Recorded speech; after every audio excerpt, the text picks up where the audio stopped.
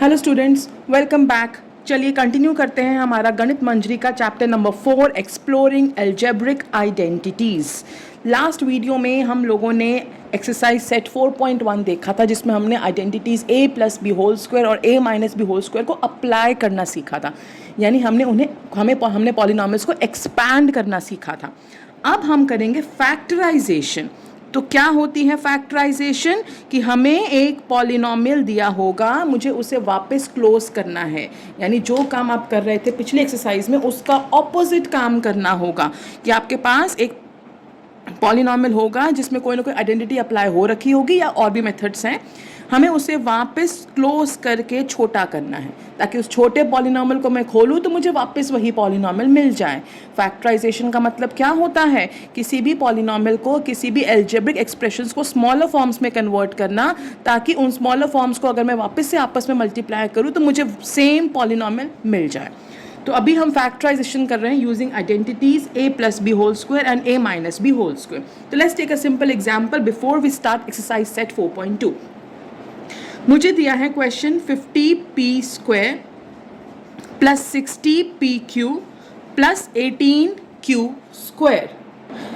जब भी हमें कोई पॉलिनॉमियल, जब भी हमें कोई एल्जेब्रिक एक्सप्रेशन फैक्टराइज करने के लिए आए, तो सबसे पहली प्रायोरिटी आपकी होनी चाहिए, आप देखिए उस पूरे एक्सप्रेशन में से क्या आप कुछ कॉमन निकाल पा रहे हैं। अगर आप ध्यान से देखें तो इस पूरे में से मैं 2 कॉमन निकाल सकती हूँ। हमेशा यही हमारी पहली प्रायोरिटी होनी चाहिए कि कुछ भी फैक्टराइज करने के लिए आए तो पहले देखिए कुछ कॉमन निकलता है कि नहीं। तो पूरे में से 2 हमारा कॉमन निकल रहा है। अगर इसमें से 2 निकालूंगी तो I will be left with 25p square. यहाँ से 2 निकलेगा तो 30pq, यहाँ से 2 निकलेगा तो 9q स्क्वायर। तो सबसे पहला काम, पूरे में से कुछ कॉमन निकल रहा है कि नहीं। तो हमने देखा पूरे में से हमारा 2 कॉमन निकल रहा था। उसके बाद हमारी नेक्स्ट प्रायोरिटी होती है ये देखना कि क्या मेरी कोई आइडेंटिटी बन रही है। आइडेंटिटी नहीं बनती है तो मिडिल टर्म स्प्लिटिंग करते हैं, जो हम आगे करेंगे। बट अभी फिलहाल कॉमन निकालने के बाद हम देखेंगे कोई आइडेंटिटी बन रही है कि नहीं। ऑब्वियसली यहाँ आइडेंटिटी बन रही है। अगर आप ध्यान से देखिए 25p स्क्वायर, इसको मैं लिख सकती हूँ 5p का होल स्क्वायर। 5 का स्क्वायर 25, p का स्क्वायर p स्क्वायर। ऐसे ही 9q स्क्वायर को मैं लिख सकती हूँ 3q का होल स्क्वायर। ए स्क्वायर आ गया, बी स्क्वायर आ गया, बीच में देखिए यहाँ प्लस का साइन है तो मेरे पास प्लस 2ab बनेगा। अगर इस वाली टर्म का साइन माइनस होता तो मेरे पास माइनस 2ab बनता। तो अभी A square plus B square plus 2, A क्या है 5p, बी क्या है 3q। तो A square plus B square plus 2ab, check कर लीजिए 5p का स्क्वायर 25p स्क्वायर, 3q का स्क्वायर 9q स्क्वायर, एंड यहाँ पे 2 5s 10, 10 3s 30pq। सही है हमारा बिल्कुल। यानी ये क्या बन गया 5p plus 3q whole square. मतलब ये कि अब अगर आप इसको एक्सपैंड करेंगे यूजिंग आइडेंटिटी, फिर 2 से मल्टीप्लाई करेंगे तो आपको वापस यही पॉलिनॉमियल मिलेगा। तो फैक्टराइज करने का मतलब यही होता है कि break into smaller form, so that उन स्मॉलर फॉर्म्स को जब हम वापस सिंप्लीफाई करें, एक्सपैंड करें, तो हमें सेम पॉलिनॉमियल मिल जाए। तो हमारी क्या स्टेप्स हैं फैक्टराइजेशन के लिए? पहला स्टेप देखिए, पूरे पॉलिनॉमियल में से कुछ कॉमन निकलता है या नहीं। दूसरा स्टेप देखिए, कोई आइडेंटिटी बन रही है कि नहीं, जो अभी हम कर रहे हैं। तीसरा स्टेप होता है मिडिल टर्म स्प्लिटिंग, जो अभी हम आगे वाली वीडियोस में कवर करेंगे। तो ये 3 स्टेप्स होते हैं हमारे फैक्टराइजेशन के। पहला स्टेप टेकिंग समथिंग कॉमन, दूसरा आइडेंटिटी बन रही है कि नहीं, तीसरा स्प्लिटिंग हो रही है कि नहीं। चलिए तो let's start exercise set 4.2। Exercise set 4.2 page number 74। तो क्वेश्चन नंबर 1 फैक्टराइज करना है। क्या लिखा है? Factor completely. पहला है ए पार्ट या first part, 9x square plus 24xy plus 16y square.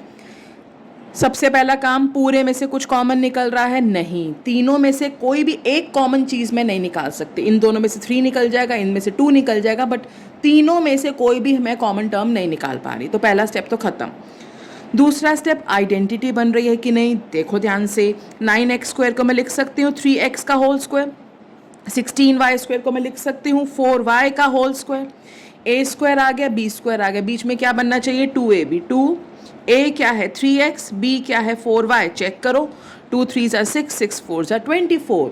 तो ये 9x स्क्वायर हो गया 3x का स्क्वायर, 16y स्क्वायर हो गया 4y का स्क्वायर, यानी a हो गया 3x, b हो गया 4y। बीच में आना चाहिए 2ab जो मल्टीप्लाई करके मुझे 24 दे रहा है, यानी मैंने आइडेंटिटी सही आइडेंटिफाई कर ली। a square plus b square plus 2ab यानी कि 3x plus 4y whole square. अब आप इसको एक्सपैंड करो, आपको वापस यही मिलेगा। चलिए second part, 4s square plus 20st plus 25t square. देखो ध्यान से, पूरे में से कुछ कॉमन है? नहीं, कुछ भी कॉमन नहीं है। अब 4s स्क्वायर को मैं लिख सकती हूँ 2s का होल स्क्वायर, 25t स्क्वायर को मैं लिख सकती हूँ 5t का होल स्क्वायर। अब देखो क्या बीच में 2ab बन रहा है, 2a क्या है 2s, b क्या है 5t, 2 2 ज़ा 4, 4 5 ज़ा 20 बन जाएगा, plus 2a b, a square plus b square plus 2ab यानी 2s plus 5t whole square. चलिए let's move on to the third part. Third part देखते हैं क्या है third part. 49x square plus 28xy plus 4y square. तो identify करते हैं। 49 क्या है? 7 का स्क्वायर, तो मैं इसको 7x होल स्क्वायर लिख सकती हूँ। 4y 2y का होल स्क्वायर, तो मेरे पास a स्क्वायर और b स्क्वायर आ गया, a आ गया 7x, b आ गया 2y। अब मेरे पास देखो 2ab बन रहा है कि नहीं, 2ab 2 इंटू 7 14, 14 इंटू 2 28 बन रहा है, plus 2ab a square plus b square plus 2ab यानी 7x plus 2y whole square. चलिए फोर्थ पार्ट थोड़ा अच्छा है, सोचना पड़ेगा उसमें। 64p square plus 32/3pq plus 4/9q square. Identify करते हैं। 64 किसका स्क्वायर है? 8 का, तो इसको तो मैंने लिख दिया 8p का होल स्क्वायर। यहाँ पे क्या होगा? 4 है 2 का स्क्वायर, 9 है 3 का स्क्वायर, तो मैं इसको लिख सकती हूँ 2/3q का होल स्क्वायर। 2 का स्क्वायर 4, 3 का स्क्वायर 9, q का q स्क्वायर। आइडेंटिफाई करना बहुत ज़रूरी है क्या किसका स्क्वायर है। तो ये a स्क्वायर आ गया, ये b स्क्वायर आ गया। a हो गया 8p, b हो गया 2/3q। बीच में क्या बनना चाहिए? 2ab। चेक करो, 2 8 ज़ा 16, 2 ज़ा 32, pq/3 सही बन रहा है। तो आइडेंटिफाई सही करना बहुत ज़रूरी है। a square plus b square plus 2ab यानी कि 8p plus 2/3q whole square. ठीक है, चलिए let's do the next part.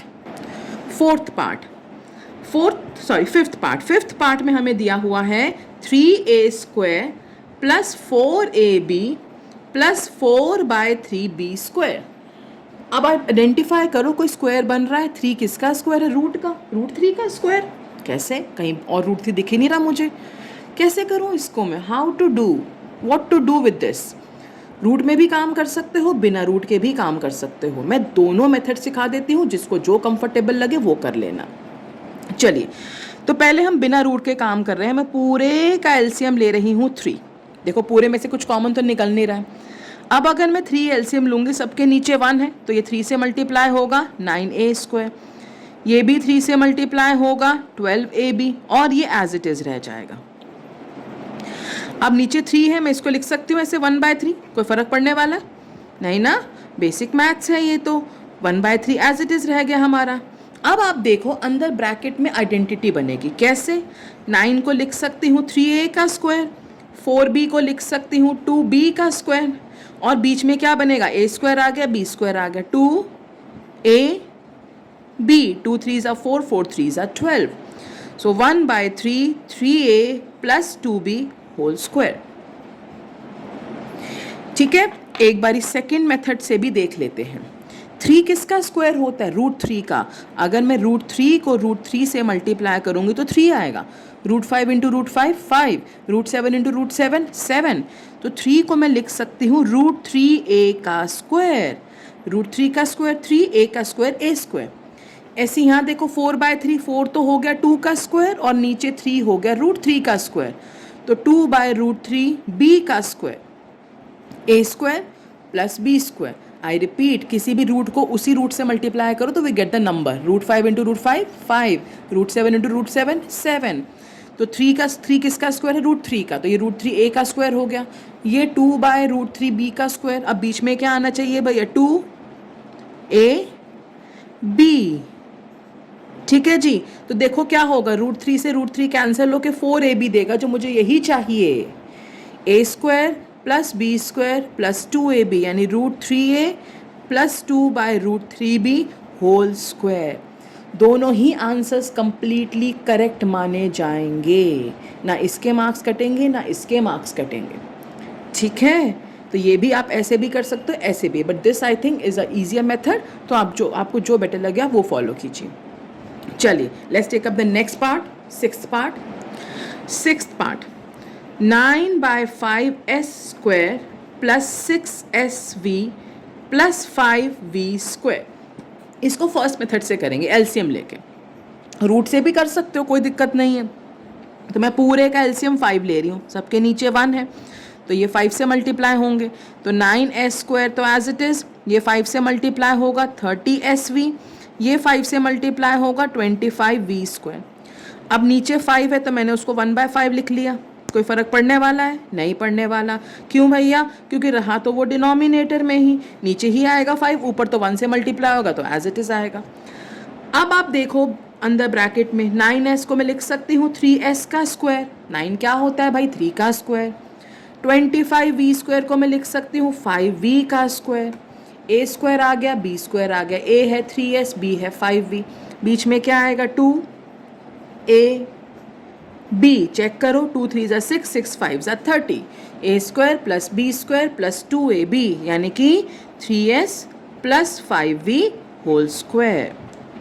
Clear? चलिए क्वेश्चन नंबर 2 देखते हैं. अब क्वेश्चन नंबर 2 में हमें कुछ वैल्यूज निकालनी है using identity a minus B whole square. That is a square minus 2ab plus B square, या a square plus B square minus 2ab, one and the same thing. तो पहला part है 79 का square. Can I write it as 80 minus 1. हमें किसी भी तरह से इस आइडेंटिटी में ब्रेक करना है. एग्जाम में नहीं बताएंगे, एग्जाम में सिर्फ लिखा आएगा यूजिंग सूटेबल आइडेंटिटी. आपको सोचना है a plus B whole square बनेगा, a minus B whole square बनेगा. तो यहाँ मैं 70 प्लस 9 भी कर सकती थी, लेकिन कंपेरेटिवली थोड़ी ज़्यादा कैलकुलेशंस होती. 1 को सॉल्व करना ईजी रहता है, तो हमने 79 को 80 माइनस 1 लिखा है. अब ये बन गया a minus B whole square. That is a square minus 2. a क्या है हमारा? 80. b क्या है हमारा? 1. ध्यान में रखना, दोबारा -1 नहीं लेना. माइनस ऑलरेडी आइडेंटिटी में इंक्लूडेड है, हमें दोबारा से माइनस नहीं लेना है. यहाँ पर ये आइडेंटिटी ही a minus B whole square है, मतलब जब बीच में माइनस है तो a 80 होगा, b 1 होगा, -1 नहीं होगा. ठीक है. a square minus 2ab plus B square, a square minus 2ab plus B square. अब 80 का स्क्वायर क्या हुआ भैया? 6400. 8 का 64, एक जीरो के 2 जीरो हो जाएंगे. 1 का स्क्वायर तो 1 हुआ. 2 इंटू 80 ये आ जाएगा बीच में -160. तो क्या आएगा ये? 6401 माइनस 160, जो कितना आएगा आपका? 6241. 79 का स्क्वायर आ गया यूजिंग द आइडेंटिटी. ठीक है जी. चलिए let's take up the next part. हाँ जी, सेकेंड पार्ट ले रहे हैं 193 का स्क्वायर. इसको मैं 190 प्लस 3 भी कर सकती हूँ, बट 190 में स्क्वायर वगैरह करना मुश्किल होगा. तो मैं क्या ले रही हूँ इसको? 200 minus 7. I can write it as 200 minus 7. अब ये a हो गया 200, b हो गया 7. आई रिपीट, नेगेटिव नहीं लेना है दोबारा, it is already in the identity. तो a square minus 2ab plus B square, a square minus 2ab plus B square. तो 200 का स्क्वायर 40,000, 7 का स्क्वायर हुआ 49. बीच में 2 2 ज़ा 4, 4 7 ज़ा 28, माइनस 2800. तो ये क्या आ जाएगा मेरे पास? 40049 माइनस 2800. कितना बचेगा ये? इसको सॉल्व करेंगे तो अगर हम, ये आ जाएगा आपका 37249. ये आ गया हमारा 193 का स्क्वायर यूजिंग द आइडेंटिटी. ठीक है जी. लास्ट पार्ट देख लेते हैं एक बार और हमारा एक्सरसाइज सेट 2 हो जाएगा ख़त्म। थर्ड पार्ट इज़ 299 का स्क्वायर। अब इसको ऑब्वियसली मैं कैसे ब्रेक करूँगी, 300 माइनस 1 का स्क्वायर। ए हुआ मेरा 300, बी हुआ 1। आइडेंटिटी के हिसाब से A square minus 2ab plus B square, A square minus 2ab plus B square. 3 का स्क्वायर 9 और 2 0 के 4 0 हो जाएंगे यानी 90,000। 2 3 6 तो ये माइनस 600 और ये हो गया 1। तो ये 9,000,001 माइनस 600 ये आ जाएगा आपका 89401। तो 299 का स्क्वायर यूजिंग आइडेंटिटी आ गया 89401। ठीक है, तो ये थी आपकी identities a plus B whole square and a minus B whole square जो आप काफ़ी हद तक 8th में करते हुए आए हो। नेक्स्ट एक्सरसाइज सेट से we will be starting with the new identity जो 9th की आइडेंटिटी है, राइट? तब तक इसे अच्छे से देखिए, प्रैक्टिस कीजिए and send me your doubts in the comment section. Take care all of you, bye bye.